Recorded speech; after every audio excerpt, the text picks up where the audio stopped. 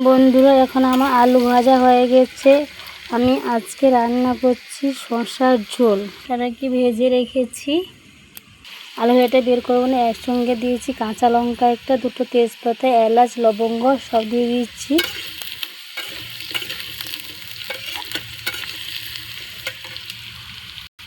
এবার মশলাটা পেস্ট করে রেখেছিলাম ওইটা দিয়ে দিচ্ছি।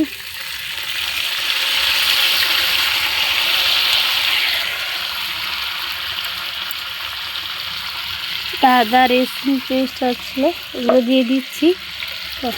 কিছু সময় নাড়াচাড়া করব। মশলাটা যতক্ষণ যা হচ্ছে ততক্ষণ যা নাড়াচাড়া করব। এবার দেখুন মশলাটা হয়ে গেছে আর আদা রসুনের গন্ধটা নেই। এবার আমি টমাটো দিয়ে দিব। এবার টমাটোটা দিয়ে দিচ্ছি। কিছু সময় নাড়াচাড়া করে টমাটোটাকে ভালো করে কষে, আপনারা পারলে ছোটো ছোটো করে টমাটোটাও দিতে পারেন। আমি এইভাবে টমাটোটা গোল গোল রাউন্ড করে কেটে দিয়েছি। দেখুন এবার টমাটোটা পুরো গলে গেছে আর সামান্য আছে, দেখুন আর সামান্য আছে টমাটোটা। এবার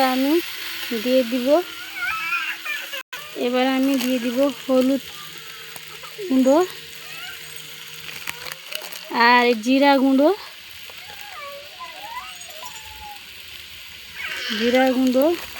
আর লঙ্কা গুঁড়ো দিয়ে কিছু সময়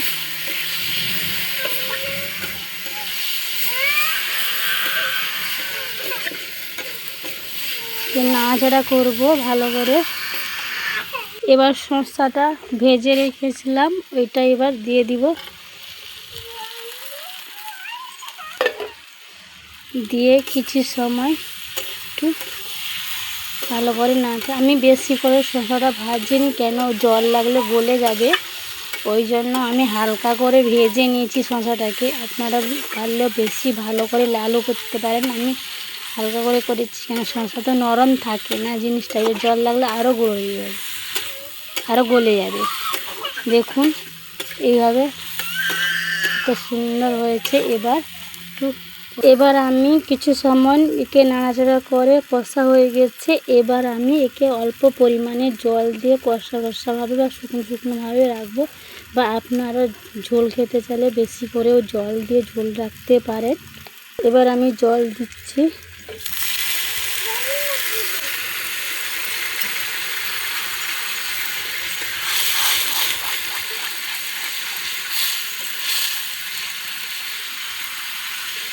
একটু দিয়ে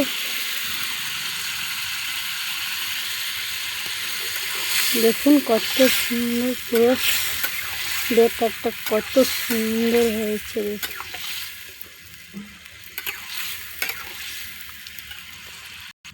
দেখুন বন্ধুরা, আমার রান্নাটা পুরো কমপ্লিট হয়ে গেছে। এবার কীরকম রান্নাটা আপনাদের সামনে তুলে ধরলাম, বা আপনারা কেমন লেগেছে অবশ্যই আমাকে কমেন্টে জানাবেন। Thank you, bye, tata. সবাইকে জানাই শুভ দুপুরবেলা। Thank you. পুরো হয়ে গেছে, এবার আমি নামিয়ে নিব।